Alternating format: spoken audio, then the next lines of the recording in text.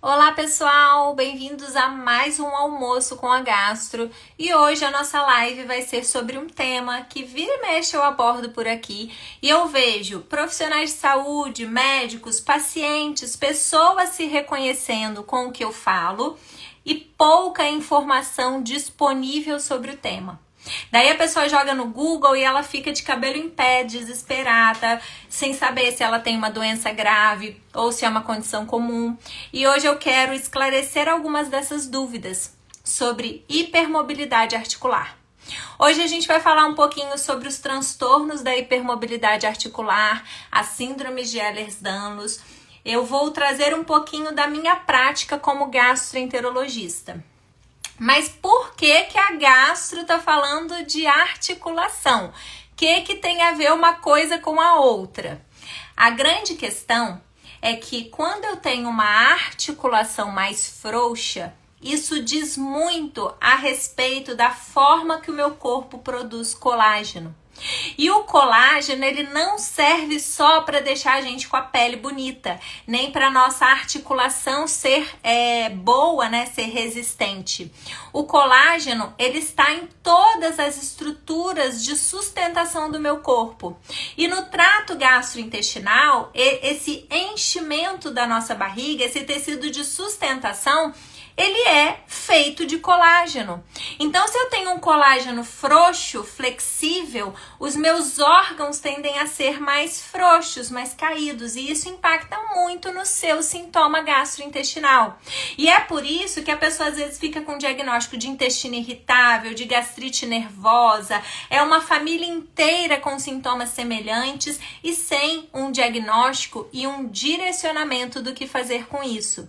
Infelizmente, a gente vê pessoas sendo submetidas a tratamentos cirúrgicos para tratar sintomas que não serão resolvidos com a cirurgia. E ainda depois da cirurgia pode ser até que os sintomas piorem. Então, nós precisamos divulgar essa informação. Nós precisamos falar sobre isso, porque durante todo o meu período de residência, de faculdade, de especialização na gastroenterologia que eu fiz residência, talvez numa das melhores universidades do país, que é a Universidade Federal de São Paulo, e eu nunca tinha sequer ouvido falar sobre isso. Durante toda a minha residência, eu nunca tinha investigado ou falado sobre isso com os meus pacientes ou ouvido isso de algum professor. E quando eu me vi atendendo no meu consultório, eu me deparei com pessoas que tinham esses transtornos e tive que estudar por conta própria. Então, por que a gente vai falar de mobilidade articular? Porque isso tem muito a ver com o seu trato gastrointestinal. E a maioria das pessoas que tem hipermobilidade de articulações não sabe que tem. Por quê? A pessoa é assim desde que ela nasceu. Imagina, eu mesmo sou portadora de hipermobilidade e eu descobri depois de velha. Por quê? A vida inteira eu fui assim. Eu achava que o normal era ser assim. Então, eu vou trazer um pouquinho para vocês sobre esse tema, tá? Primeiro, como eu sei se eu sou hipermóvel? A gente vai começar por aqui. Por quê? Eu fiz um post ontem mostrando os movimentos com as mãos e várias pessoas comentando: nossa, exatamente, eu sofro isso, eu passo por isso. Outras pessoas comentando: meu Deus, eu achei que eu só tinha frouxidão ligamentar, agora eu descobri que eu tenho um transtorno. Outras pessoas comentando: ah, mas como assim? Eu não sabia que tinha a ver, nunca ouvi falar. Muitas pessoas impactadas por aquele vídeo. E de fato é uma coisa que é pouco falada, então às vezes a pessoa não sabe e ela tem, tá? Então, como a gente faz o diagnóstico da hipermobilidade da articulação ou frouxidão ligamentar? O critério é clínico, é a pessoa que tem uma articulação mais frouxa, mais flexível do que o normal. E aí a gente tem os critérios de Beighton, que eu vou fazer um post só com eles no meu perfil, mas já tem nos meus destaques, que a gente vai avaliar algumas articulações para dar uma pontuação para esse diagnóstico, tá? Então, as primeiras articulações que a gente vai avaliar, e que é mais fácil, e que é aquela que eu mostrei, e que muitas de vocês se identificaram, é a articulação aqui do punho.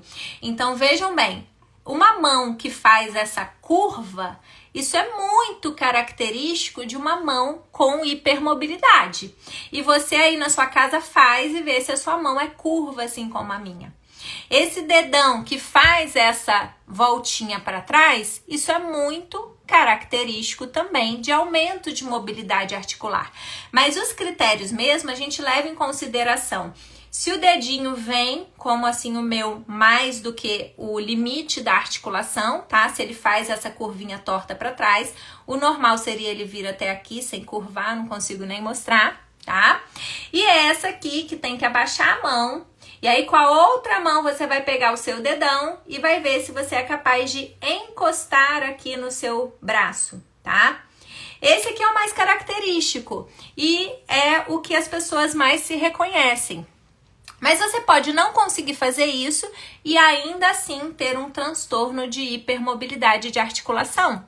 As outras articulações que a gente avalia são as articulações dos cotovelos. Então, um cotovelo que faz essa curvinha para cima e aí cada lado é um ponto. E os joelhos, o joelho que vai um pouquinho para trás. E se a pessoa é capaz de encostar as mãos no chão. Tá? Então, cada articulação que a pessoa tem hipermóvel soma um ponto. E se o adulto tem mais de 4 pontos, a gente fala que ele tem uma hipermobilidade generalizada, tá? Aí a Nai falou disfunção de ATM. Geralmente quem tem hipermobilidade generalizada vai ter todas as articulações hipermóveis, não é uma, pode não ter todas, mas é comum da gente ver várias articulações serem hipermóveis. Então tem muita relação com disfunção da ATM, que é essa articulação aqui, ó, da ATM, né, temporomandibular, que muitas vezes vai se manifestar com bruxismo, com retração da gengiva, com os dentes mais desgastados. Aí, às vezes, essa pessoa vai no dentista e o dentista fala, isso é refluxo, porque o seu dente tá muito desgastado. Isso só pode ser refluxo. Às vezes, é da disfunção da articulação temporomandibular e desse bruxismo, tá? São pessoas que muitas vezes têm instabilidade na articulação da cervical, que vai se manifestar com dor, com aquela sensação de peso, às vezes com dor de cabeça. São pessoas que muitas vezes têm problema de coluna.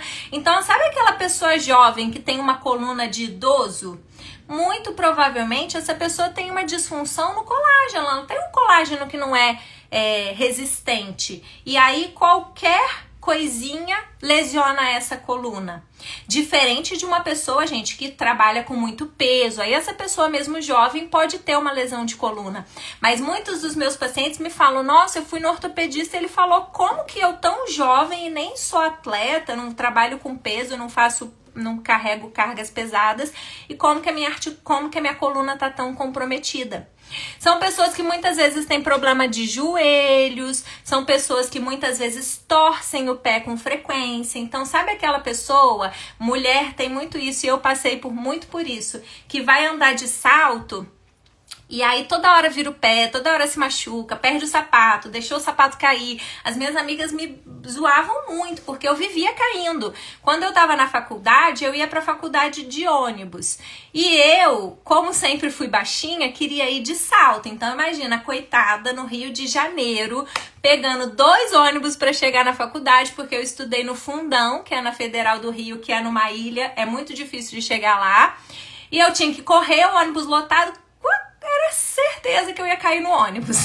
Então eu vivia caindo, me machucando. Eu não sabia que isso estava dentro de um transtorno que eu já tinha desde o nascimento, tá? Então são pessoas que frequentemente têm uma dificuldade no que a gente chama de propriocepção. Então sabe aquela pessoa que é meio desastrada? Isso é muito comum em pessoas que têm hipermobilidade.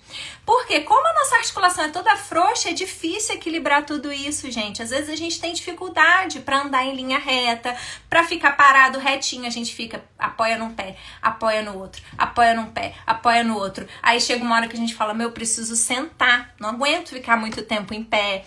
Isso são coisas que são comuns em pessoas que têm aumento de mobilidade da articulação. Tá? E nem todo mundo que tem aumento de mobilidade articular vai ter dor, vai ter problema, vai ter lesão da articulação. Por quê? Eu só vou lesionar a minha articulação se eu ficar forçando ela além do limite e se eu não tenho músculo para estabilizar essa articulação. E é por isso que a pessoa que tem hipermobilidade articular, ela muitas vezes, se ela não fez atividade física ao longo da vida, ela é uma pessoa que tem mais complicações articulares. Se ela não estabilizou essa articulação, se ela não fortaleceu a musculatura e pra gente é mais difícil ganhar músculo, ela é uma pessoa de mais risco de lesão articular. Então, o aumento de mobilidade da articulação nunca é uma coisa boa.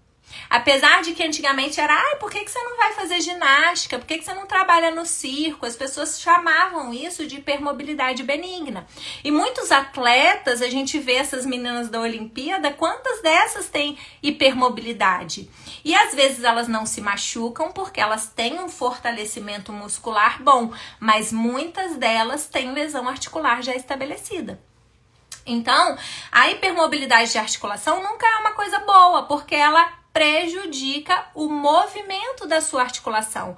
E tudo que prejudica o nosso movimento nos traz riscos quando a gente pensa que a gente vai envelhecer. Então, quanto mais a gente poupar e proteger a nossa articulação enquanto a gente é jovem, menos a gente vai ser aquela pessoa que tem artrose, que tem um monte de bico de papagaio na coluna, que tem um monte de dor em todas as articulações. Então, a hipermobilidade, por mais que hoje você não tenha sintomas, ela não é uma condição tranquila de você viver a vida loucamente como se você não fosse portador desse transtorno. Tá? Então, quem tem a articulação mais frouxa, conseguiu fazer o movimento da mão, conseguiu fazer o movimento do cotovelo, o joelho vai um pouquinho para trás, já torceu o pé, já caiu, já teve isso na sua história, precisa saber que eu preciso cuidar e proteger a minha articulação. O quanto antes, melhor. A hipermobilidade articular, ela é uma condição genética. Então, muito provavelmente, não é só você que tem articulação frouxa na sua família. De algum lado isso veio. Só que o grau de acometimento na família vai ser diferente. Então, tem pessoas que nunca tiveram uma complicação da articulação. E tem pessoas que às vezes vão ter uma articulação que vira e mexe e dá algum problema. E quando eu descobri a minha questão de hipermobilidade, eu já era hipermóvel desde criança. Quando eu era criança, isso era falado que era uma condição benigna. Então, a Lívia tem hipermobilidade benigna, não tem que fazer nada. Mas o que o meu ortopedista orientou a minha mãe na época, e que eu sou grata a isso hoje, até queria voltar lá só para agradecer ele, era que eu tinha que fazer atividade física. E a minha mãe, ela era uma pessoa assim, que o médico falou, foi Deus que falou. Então ela me obrigou a fazer natação a vida inteira. Porque natação é um exercício de baixo impacto. Ajuda a trabalhar a parte muscular sem forçar as articulações. Então, sem ter esse conhecimento, ele falou pra ela que, enfim, era bom fazer natação. Eu fui obrigada a fazer natação, treinar com a equipe do clube, fazia tudo até os 13 anos, que foi quando eu me revoltei, que eu não queria mais fazer natação, porque eu fazia obrigada. Quando eu era criança eu gostava, gente, mas depois que você vira mocinha, não é legal você ficar lá com aquele cabelo cheio de cloro. Então eu parei, me arrependo de ter parado, devia ter continuado.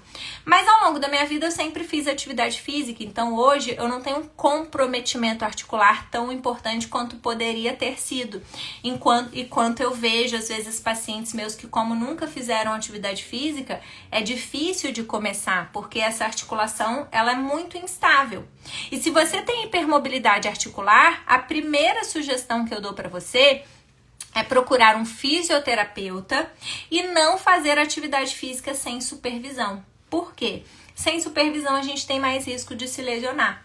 E a atividade física que a gente tem que priorizar é o fortalecimento muscular.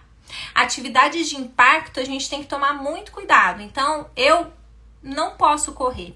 A última vez que eu corri, e eu gostava de correr, eu não sabia que eu tinha esse problema, mas eu com frequência torcia o pé, machucava o joelho. A última vez que eu corri, eu fiquei 3 meses para recuperar o meu joelho, fazendo osteopatia, fazendo um monte de coisa aí para ele conseguir musculação, fortalecimento, para eu conseguir recuperar. Então não é proibido correr, mas a articulação tem que estar bem estabilizada e o seu músculo tem que estar muito bom e de preferência você não pode estar acima do peso, como era o meu caso. Então, assim, a gente tem que tomar cuidado, a gente tem que prevenir, porque não é só um machucadinho no joelho, é talvez uma lesão que vai se estabelecer agora e que vai te dar problema no futuro, tá? Então, hipermobilidade articular nunca é bom.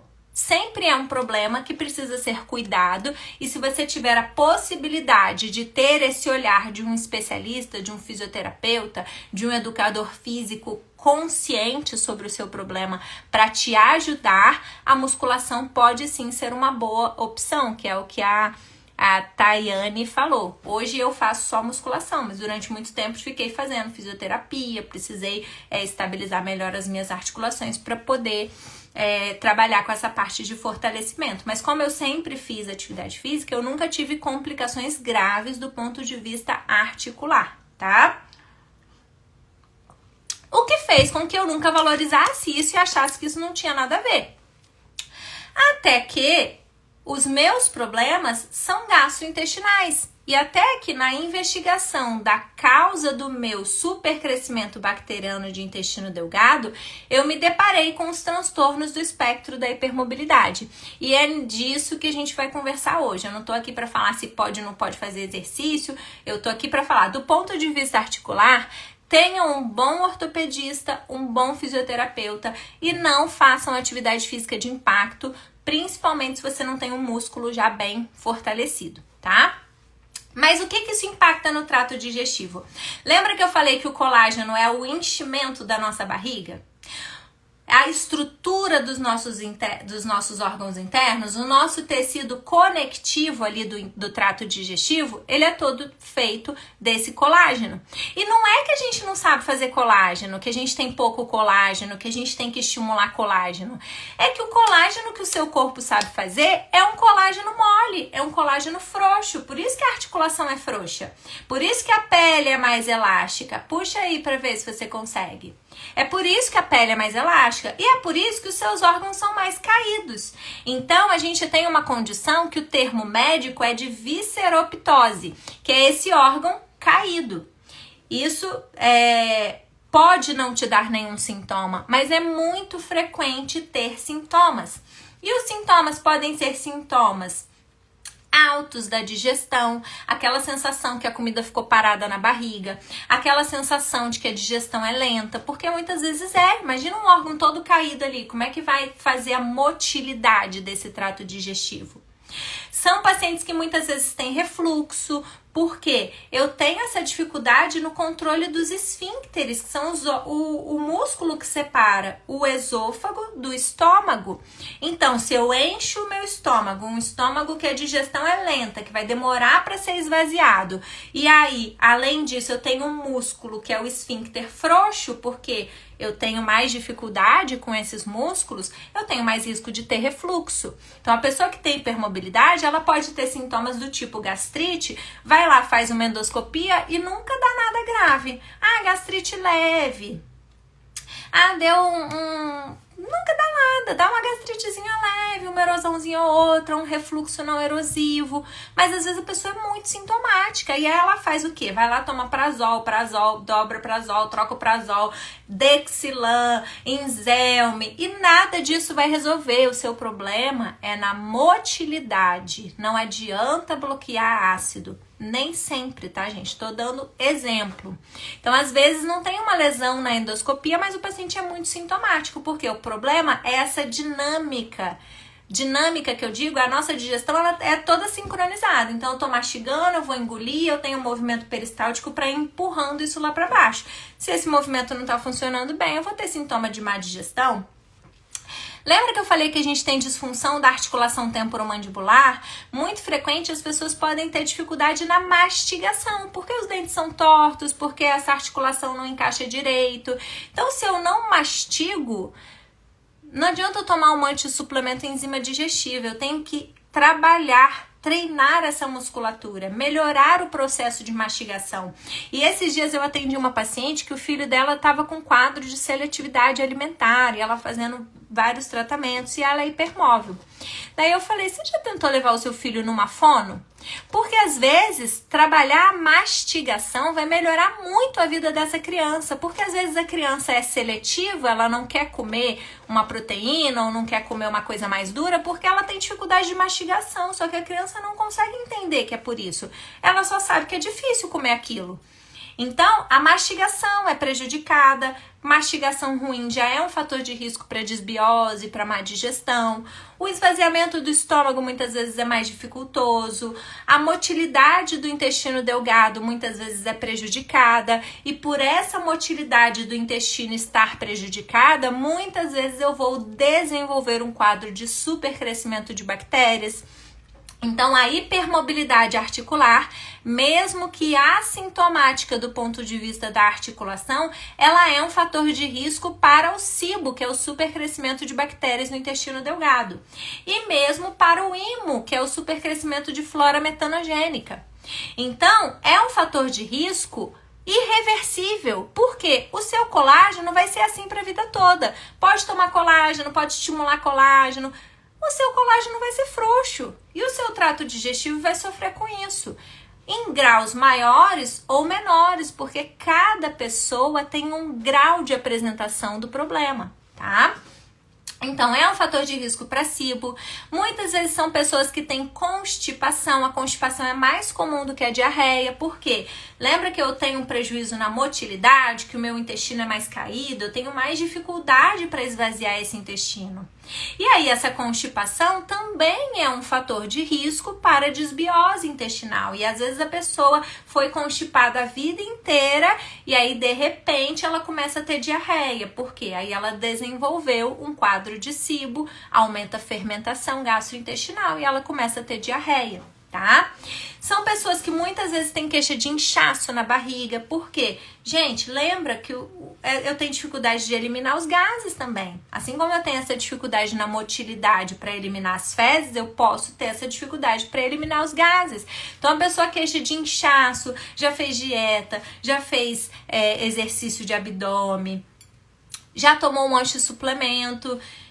E não é uma coisa fácil de resolver, eu tenho que abordar todas essas coisas, motilidade, desbiose, inflamação crônica de baixo grau, porque essa inflamação que é gerada até por causa da má digestão, ela também é um fator de risco para o inchaço abdominal.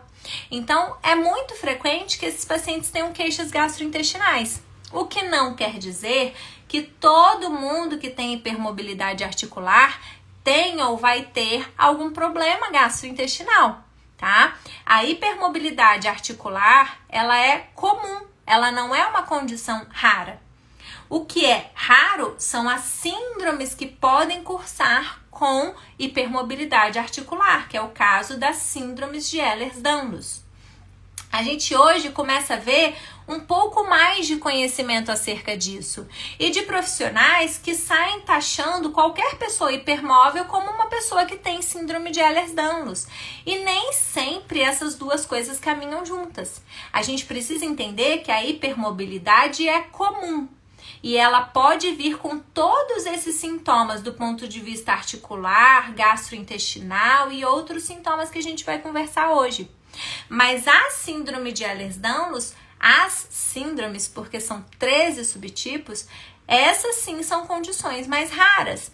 Mas que o profissional que está te atendendo, ele precisa saber direcionar se você é uma pessoa que tem só transtorno do espectro da hipermobilidade ou se você está nas síndromes de Ehlers-Danlos. E nós temos critérios para esse diagnóstico.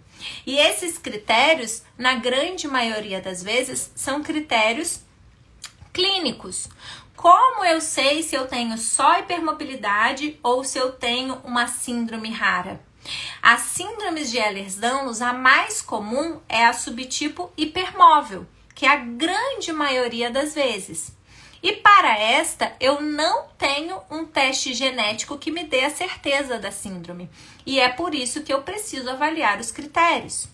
Dentre os critérios, nós temos que ter o acometimento da hipermobilidade articular, que a gente já viu os critérios, que são os critérios de Beighton, que é o da mão, o do dedinho, cada um é um ponto. Então, ó, 1, 2, 3, 4. O cotovelo, cada lado 1 ponto, 5, 6. Os joelhos, 7, 8. E o quadril se consegue encostar a mão no chão sem dobrar o joelho, 9. O critério de Beighton são 9 pontos. Eu vou mostrar a imagem para vocês depois. Se eu tenho mais de 4 na idade adulta ou mais de 6 na infância, eu tenho o critério de hipermobilidade. Mas isso não quer dizer que eu tenho síndrome de Ehlers-Danlos, tá? Aí, além da hipermobilidade, na síndrome de Ehlers-Danlos, eu tenho um aumento de flexibilidade da pele e uma fragilidade tecidual. Então, nós temos vários parâmetros que temos que analisar para ver se esse meu paciente também tem esse acometimento cutâneo. Com cicatrizes atróficas, que é aquela cicatriz que fica bem fundinha, baixinha, branquinha. O paciente que tem essa questão da elasticidade da pele aumentada. Eu vou avaliar órgãos internos, principalmente de acometimento cardiovascular, porque são pessoas que têm mais risco, por exemplo, de prolapso de válvula do coração. Então, eu preciso de um ecocardiograma para avaliar isso. Eu vou levar em conta vários desses parâmetros. E o terceiro critério, que é também um dos mais importantes, e é nesse que muitas vezes as pessoas erram o diagnóstico, é que a pessoa ela tem que ter um quadro de dor relacionado a essa disfunção da mobilidade da articulação. Então, são pacientes que têm dor crônica. São pessoas que são taxadas por aí como fibromiálgicas. Ah, tem dor crônica, é fibromialgia. Ah, isso aí é porque você tem enxaqueca crônica. É porque você tem síndrome do intestino irritável. A dor é muito frequente nesses pacientes. E para entrar no critério da síndrome de Ehlers-Danlos do tipo hipermóvel, a pessoa tem que ter dor há mais de 3 meses. Então, o critério da dor é um critério importante. Mas não é só esse tipo de síndrome de Ehlers-Danlos que a gente tem. A gente tem outros subtipos que são mais raros, mas que podem acontecer com acometimento cardiovascular, com acometimento mais importante da parte da pele, com acometimento mais importante do ponto de vista articular. Algumas delas já com critérios genéticos estabelecidos, então pode ser interessante fazer um teste genético se eu desconfio desses subtipos mais graves. E muitas vezes esse diagnóstico é difícil. E aqui no Brasil a gente tem a Clínica Lamari, que a doutora Leozeli é a maior especialista no tema, que é uma pessoa que inclusive publica muito sobre, e eu vou deixar depois o Instagram dela para vocês seguirem, para vocês terem informação, porque é uma pessoa que está consistentemente criando, inclusive, conteúdo sobre o tema, tá? E capacitando as pessoas para viver com as questões da hipermobilidade articular. Então, a hipermobilidade, ela pode vir de uma forma isolada, e isso é muito comum, que não quer dizer que é fácil, bom, ou que não vai te dar sintomas. Ou ela pode vir dentro do espectro das síndromes de Ehlers-Danlos. Então, a gente fala o espectro da hipermobilidade e as síndromes de Ehlers-Danlos, tá? Dentro do espectro da hipermobilidade, eu muito frequentemente, assim como nas síndromes, eu tenho acometimento do trato gastrointestinal. E quando eu falo de trato gastrointestinal, eu tenho que entender a questão da mobilidade dos meus órgãos, que costuma ser prejudicada. Então, o que a gente conversou, do estômago que esvazia mais lento, do intestino preso, do inchaço, de hérnias do trato digestivo. Por quê?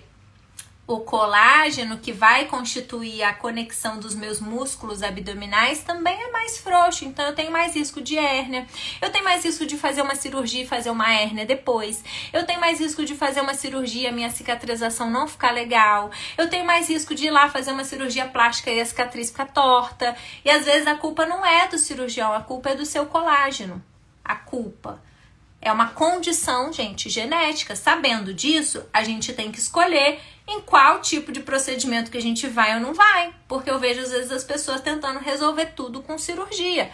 E talvez não seja a melhor saída, tá? Então, eu posso, dentro do espectro da hipermobilidade, ter outros sistemas além do sistema gastrointestinal acometido.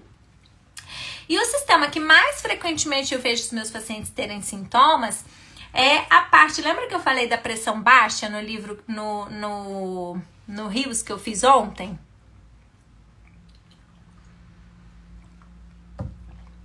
O nosso vaso sanguíneo, ele também é feito de colágeno.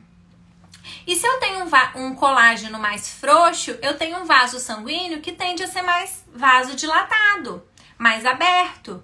E se eu no meu vaso sanguíneo não está oferecendo resistência, eu tendo a ter uma pressão mais baixa. E aí o dia que tá muito calor, que eu vou ter essa vasodilatação, eu vou ficar passando mal, vou ficar com sensação de fraqueza, cansaço. Isso é muito frequente, a pessoa nunca sabe por quê. Ela fala, eu tenho pressão baixa. Mas ela não entende que isso faz parte da síndrome.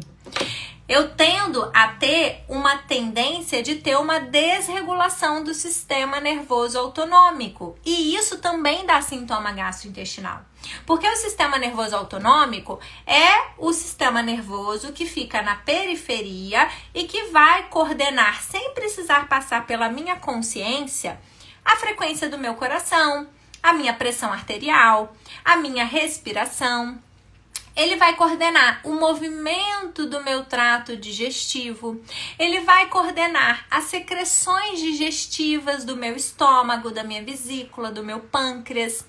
E se eu tenho um sistema nervoso autonômico desregulado, que a gente chama de desautonomia, muitas vezes eu vou ter esses sintomas de variabilidade da pressão. Então, aquela pessoa que qualquer coisa a pressão cai, tem gente que desmaia, tem gente que fica com sensação de palpitação, e a sensação de palpitação é até mais frequente. Às vezes a pessoa é taxada como crise de ansiedade, na verdade foi uma reação vasomotora, foi o vaso sanguíneo dilatou, o coração teve que acelerar para a pressão não cair e não desmaiar. Então são pessoas que muito frequentemente têm essa labilidade da pressão, que qualquer coisinha a pressão tem o risco de cair e acelerar o coração. E essa sensação do coração acelerado, às vezes, vai fazer a pessoa ir parar no pronto-socorro e vão dar o que pra ela? Um diazepam. Aí, eu tive uma crise de ansiedade. Mas por que foi? Não sei. Não tinha acontecido nada. Gente, crise de ansiedade, ela tem um gatilho, ficou com medo de alguma coisa, levou um susto, algo te ameaçou. Não é uma crise de ansiedade, estava deitada na madrugada, teve uma crise de ansiedade, sabe? Então a gente precisa saber diferenciar isso. São pessoas que muitas vezes têm desregulação do sistema nervoso autonômico. E por ter essa desregulação, a digestão é pior, a secreção de enzimas digestivas é pior, a proteção do seu intestino contra a desbiose é pior, eu tenho mais risco para várias condições gastrointestinais também, tá? São pessoas que muitas vezes ficam roxas com facilidade. Por quê? O meu vaso sanguíneo tá mais vasodilatado, eu tenho uma fragilidade da pele, então qualquer coisinha fica roxa. Então, bati, encostei ali, fiquei roxa, às vezes eu nem encostei, mas apareceu um roxo na minha pele. Então, isso também pode ser mais comum. É mais comum a associação com outras condições do colágeno, como é o caso do lipedema, que quem me acompanha aqui há mais tempo sabe que eu sofro deste mal. O lipedema é mais frequente nessas mulheres que têm hipermobilidade articular. Há uma alta associação da hipermobilidade articular com o lipedema, porque o lipedema também é uma doença do tecido conjuntivo. Também está relacionado com essa disfunção e essa predisposição genética do distúrbio do colágeno. E essa mulher com lipedema, ela muitas vezes, ela não tem suas queixas valorizadas. E eu sei porque eu sou portadora, inclusive. Então, a vida inteira eu fiz atividade física, a vida inteira eu me esforcei e nunca consegui reduzir esse volume, a celulite, a dor, o desconforto que eu tinha na minha perna.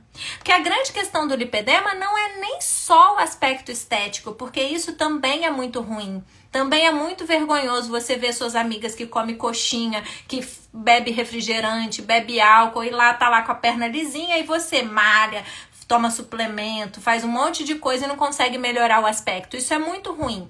Mas o impacto do lipedema não é só nesse aspecto de celulite. É na dor, no desconforto, no inchaço, na perna roxa, nessa sensação de peso que muitas vezes a gente tem e que é uma doença muito relacionada também à desbiose intestinal, também a um desequilíbrio hormonal que é mais comum nessas mulheres, mas também a essa predisposição genética. Por isso que a gente vê, geralmente não é uma mulher na família que tem lipedema, é toda uma família com aquele mesmo biotipo. e que a gente sabe que não é só biotipo, o lipedema é uma doença dolorosa. Não é todo mundo que tem celulite que tem lipedema. A dor, o desconforto, o peso, a cãibra, essa sensação de peso na perna, de ficar marcada toda vez que veste uma calça mais justa, de ficar com a marquinha da meia, isso são coisas que são muito frequentes. E quanto menos eu tenho consciência disso, quanto mais o meu intestino está desregulado, quanto mais eu tenho um quadro de inflamação crônica, mais esses sintomas serão impactados na vida dessas mulheres. Então, quando a gente fala de hipermobilidade articular, a gente não está falando só de articulação. A gente está falando de um monte de coisas que são muito comuns a essas pacientes. E todo dia eu atendo pessoas que têm essa condição e que não sabiam que tem relação. Outra coisa que é muito frequente em pessoas portadoras do transtorno do espectro da hipermobilidade e as síndromes de Ehlers-Danlos são os transtornos relacionados à histamina. Entre eles, o refluxo que a Socorro falou. A histamina, ela no trato gastrointestinal, ela vai estimular a secreção de ácido e ela vai aumentar sensibilidade, dor, desconforto. Então, muitas vezes a pessoa que tem uma condição relacionada à histamina, e essa condição nem sempre é só uma intolerância alimentar, ela pode ser um quadro do seu corpo produzindo muita histamina, que a gente chama de síndrome de ativação mastocitária. Mas a histamina, ela está muito relacionada a sintomas do tipo gastrite, do tipo refluxo, do tipo inchaço abdominal, do tipo gases, do tipo dor e desconforto, do tipo síndrome do intestino irritável, do tipo diarreia. São sintomas que podem ser mediados por histamina e que muito frequentemente acontecem em pessoas que têm hipermobilidade articular, tá? Além disso, a histamina, ela não fica só no seu intestino, no seu estômago. Ela vai circular no seu corpo e ela pode dar manifestações do tipo dor crônica, tipo fibromialgia. Então, a gente precisa pensar, muitas vezes essas mulheres que têm dor crônica, que são taxadas como fibromiálgicas, na verdade tem um transtorno relacionado ao excesso de histamina. Além disso, ela pode se manifestar no seu cérebro como mais excitabilidade, aquele cérebro que não para, que não consegue concluir um pensamento, que vem muitos pensamentos juntos, que a gente vê nos pacientes que têm transtorno de déficit de atenção e hiperatividade, que a gente vê em pessoas que têm, por exemplo, ansiedade, que a gente vê em pessoas que têm insônia, porque é um cérebro que não descansa. E pode ser essa hiperexcitação que a histamina dá no nosso sistema nervoso central. E é por isso que também a hipermobilidade, as síndromes de Ehlers-Danlos são mais relacionadas a essas condições. TDAH, ansiedade, insônia. Quantos pacientes que eu pergunto, como é o seu sono? Doutor, eu deito na cama e eu fico acordando a noite inteira. Ou eu deito na cama e eu durmo, mas de manhã eu acordo e ainda estou cansado, porque não teve um sono reparador. E eu tive a oportunidade de, num momento que eu ainda estava totalmente desregulada, fazer um exame de polissonografia e eu não tinha apneia do sono, que é o que o exame se propõe a fazer para ver se é a causa do despertar, é porque você não está respirando, que a gente chama de apneia do sono, mas eu tinha muitos despertares noturnos. E aí, como que a pessoa acorda de manhã tranquila? A pessoa acorda de manhã como se ela não tivesse dormido, porque ela foi acordada a noite inteira, tá? Então, é muito comum ter a associação também com essa insônia, que a pessoa não entra no sono profundo, tá? Outras coisas que são comuns, que eu já falei, é a enxaqueca, porque a enxaqueca, ela é uma dor vascular. Eu vou ter esse processo de vasodilatação e que vai dar aquela dor que parece que a cabeça vai explodir. A sensação é que tem uma coisa pulsando lá dentro. Essa dor pulsátil, ela é comum, ela é característica da enxaqueca, tá? Não é só enxaqueca, tá, gente? Mas é uma dor que fala a favor de enxaqueca. E a enxaqueca, assim como a síndrome do intestino irritável, ela é uma síndrome que pode muito bem estar relacionada a esse transtorno gastrointestinal. Às vezes o gatilho pode ser alimentar e pode ser essa inflamação crônica fazendo essa vasodilatação no seu sistema nervoso central, tá? São pacientes que têm mais risco de endometriose, de transtorno disfórico pré-menstrual, que é aquela TPM monstra. Por quê? A histamina está muito relacionada com o excesso de estrogênio, que também vai acontecer no lipedema. Então vejam, é uma condição genética, mas o desenrolar traz muitas possibilidades de diagnóstico. São pessoas que muitas vezes têm uma sensação de irritação na bexiga, que a gente pode chamar de bexiga irritada, de cistite intersticial. É aquela pessoa que fica toda hora querendo fazer xixi, assim, um pouquinho de líquido que chega ali na barriga já dá essa questão da vontade de urinar novamente. E isso é muito comum. Então, são muitos sintomas que podem se apresentar na mesma pessoa. E aí, a pessoa é taxada como o quê? Psicossomático. Ah, isso aí é coisa da sua cabeça. Isso aí é síndrome do intestino irritável, isso aí é fibromialgia, isso aí é tudo junto, entendeu? Na mesma pessoa. A pessoa tem fibromialgia, ela tem enxaqueca, ela tem intestino irritável, ela tem gastrite nervosa, ela tem insônia porque ela é ansiosa, ela tem transtorno de ansiedade generalizada. E aí, o que acontece? Chuva de medicamentos. É remédio para dor, é remédio para o estômago, é remédio para soltar o intestino, é remédio para prender o intestino, é remédio para dormir, é remédio para acordar, é remédio para o TDAH. E o que acontece? A pessoa piora. Por quê? Muitas vezes são pessoas que reagem a medicamentos, que reagem a suplementos, que têm quadros de alergias e hipersensibilidades exagerados.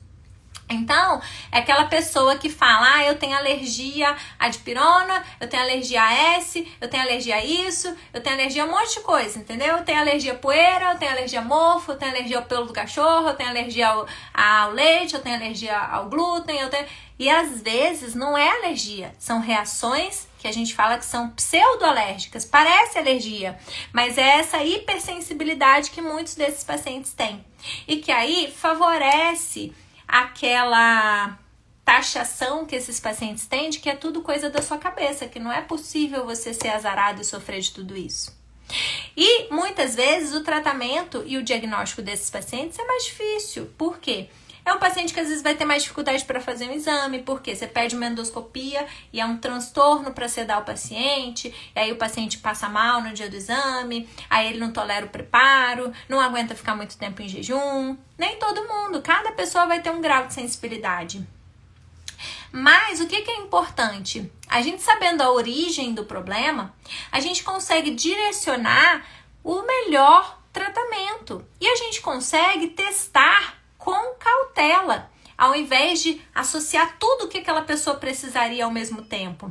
E a gente consegue entender que eu preciso trabalhar com prevenção. Porque se eu estou bem hoje, não quer dizer que para toda a minha vida eu estarei assim.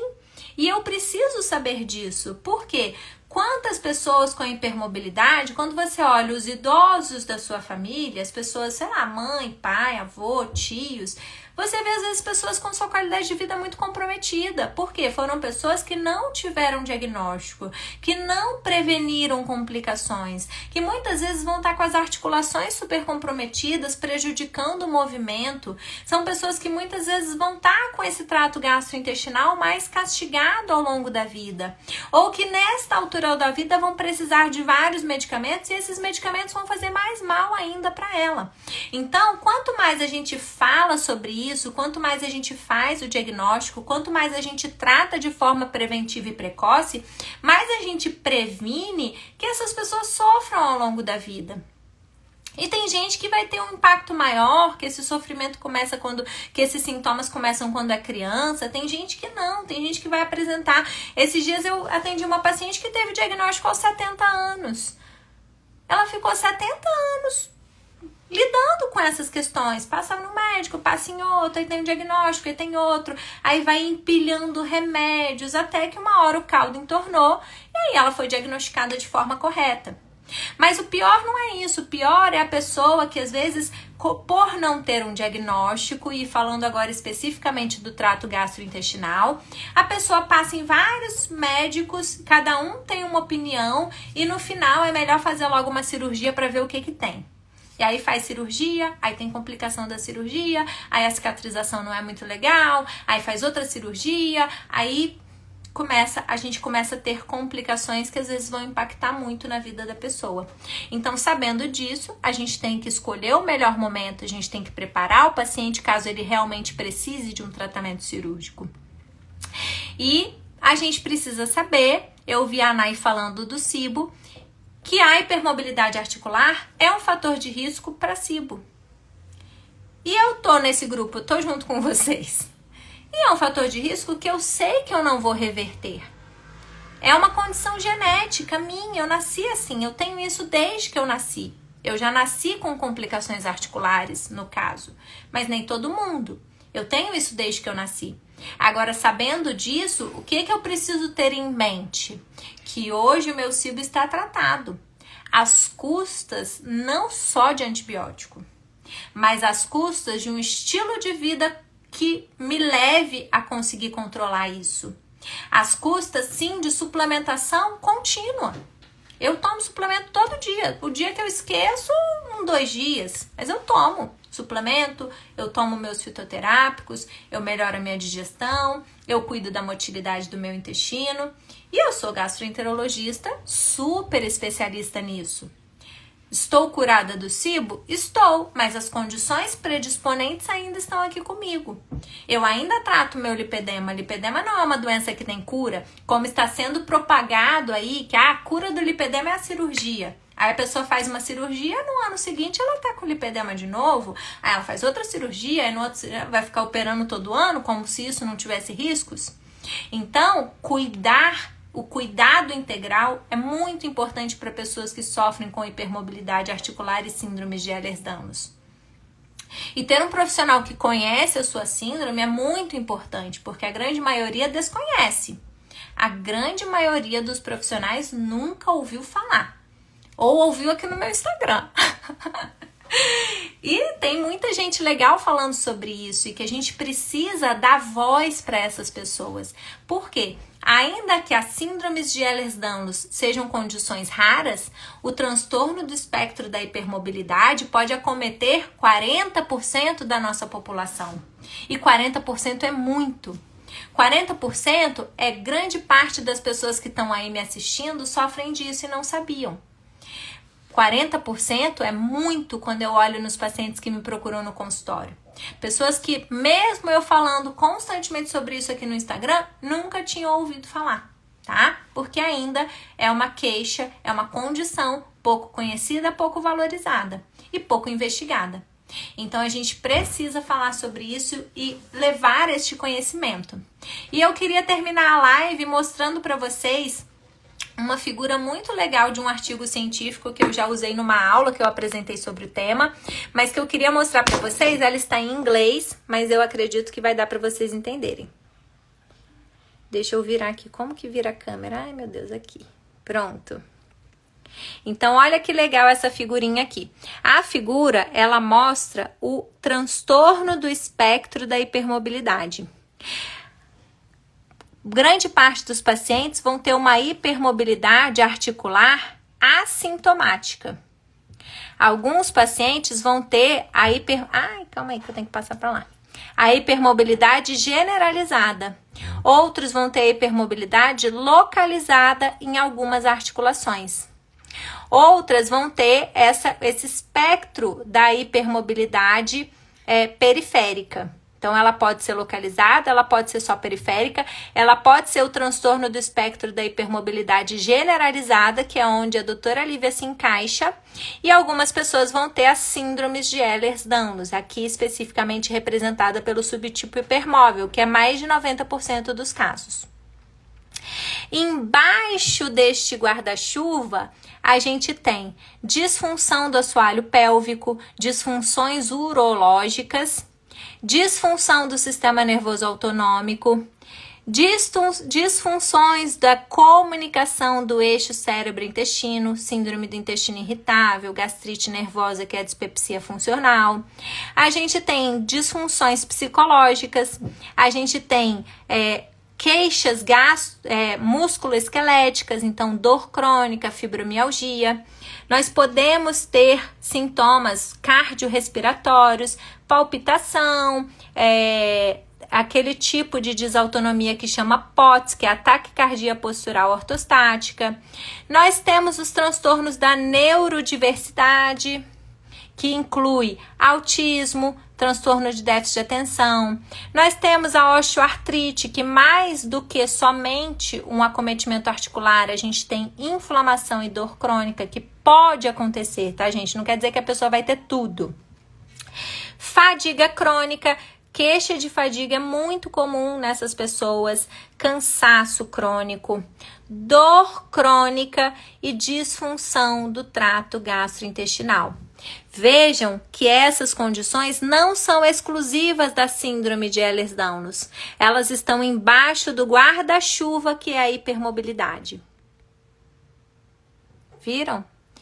Tanto a pessoa que tem hipermobilidade assintomática do ponto de vista da articulação, ainda assim ela pode ter todas essas condições associadas.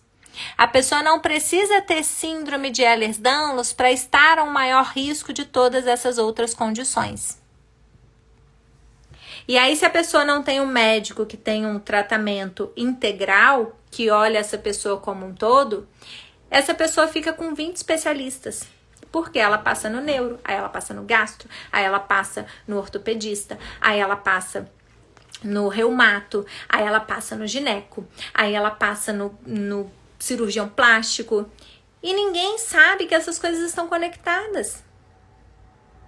E que se eu não entender isso como uma síndrome complexa, não vai dar certo o tratamento. Porque não adianta eu tratar o SIBO desse paciente, porque ele vai voltar a ter SIBO. Não adianta eu tratar o lipedema com uma terapia cirúrgica, porque ele vai voltar. Não adianta eu tratar o TDAH com remédio para TDAH. Porque esse remédio provavelmente vai prejudicar o trato gastrointestinal e eu não vou resolver o problema, eu vou deixar a pessoa com mais insônia. Não adianta eu dar um remédio para dormir se eu não entender que está tudo conectado. Não adianta eu achar que essa pessoa tem infecção urinária de repetição, que ela tem candidíase de repetição porque ela é uma azarada. Por quê? Eu tenho muitas coisas que levam a esses riscos. E se você tem hipermobilidade e não tem nenhum desses sintomas, maravilhoso, isso acontece. Não é porque você é hipermóvel que você vai ter tudo isso. Mas, provavelmente, alguém da sua família tem. E saber disso é legal até pra gente ter esse aconselhamento genético. Por exemplo, os meus filhos, eles já apresentam algumas condições que eu sei que são mais comuns. E os dois são hipermóveis. Cada pessoa vai manifestar de uma forma. O Lucas, por exemplo, ele tem mais questões gastrointestinais. A Letícia tem mais questões motoras. E sabendo disso, eu posso dar o suporte para que eles se desenvolvam da melhor forma. E que isso não impacte na vida futura deles. Ou tenha um impacto menor do que uma pessoa que não teve esse conhecimento ao longo da vida e que não teve a sorte de ter um direcionamento. Então, não negligenciem, não achem que é só que minha articulação é frouxa, eu podia ter trabalhado no circo, fica fazendo... Eu vejo várias pessoas, porque quando eu era criança eu ficava me contorcendo, eu ficava fazendo esses movimentos que ninguém fazia e todo mundo achava engraçadinho, filmavam. Gente, vamos prevenir, vamos cuidar da articulação e do trato gastrointestinal e da saúde cerebral. Nossa, dos nossos filhos, dos nossos familiares, porque provavelmente não é só você. E se você tá bem, pode ser que tenha algum familiar seu aí que você se identificou, tá bom? Então, muito obrigada a todo mundo que ficou até o final. A live vai ficar salva. Eu tava querendo fazer essa live para falar um pouquinho sobre essas diferenças, porque hoje em dia... Muitas vezes a pessoa que se descobre hipermóvel, ela joga no Google e ela se assusta. Por quê? As pessoas acham que hipermobilidade articular ou é uma condição benigna, que não tem nada a ver com o resto, ou que todo mundo tem síndrome de Ehlers-Danlos. E aí, quando a gente vê a síndrome de Ehlers-Danlos, nós temos pessoas que realmente têm a sua qualidade de vida muito prejudicada. E mesmo dentro da síndrome de Ehlers-Danlos, o grau de acometimento é muito variável. Então, não joga no Google, Não vai para grupo de WhatsApp antes de ter um aconselhamento profissional. Porque às vezes você ou vai se desesperar ou não vai ter um tratamento adequado. E é isso que eu queria talvez ter descoberto lá atrás. E às vezes a gente fica na negação, né? Ah, não, eu não tenho isso, eu não passo por tudo isso. Mas mesmo que você não passe, que também foi o meu caso durante muito tempo, não tinha nada. Mas se a gente prevenir, vai ficar melhor ainda. E aí você vai ter uma velhice muito mais saudável. Porque esse é o objetivo. É prevenir complicações no futuro e atuais. Quanto mais a gente tem consciência da importância da prevenção, mais a gente vai se beneficiar, tá bom? Então, se você se identificou, me manda um direct que eu quero saber se essa live foi legal pra você. Beijos!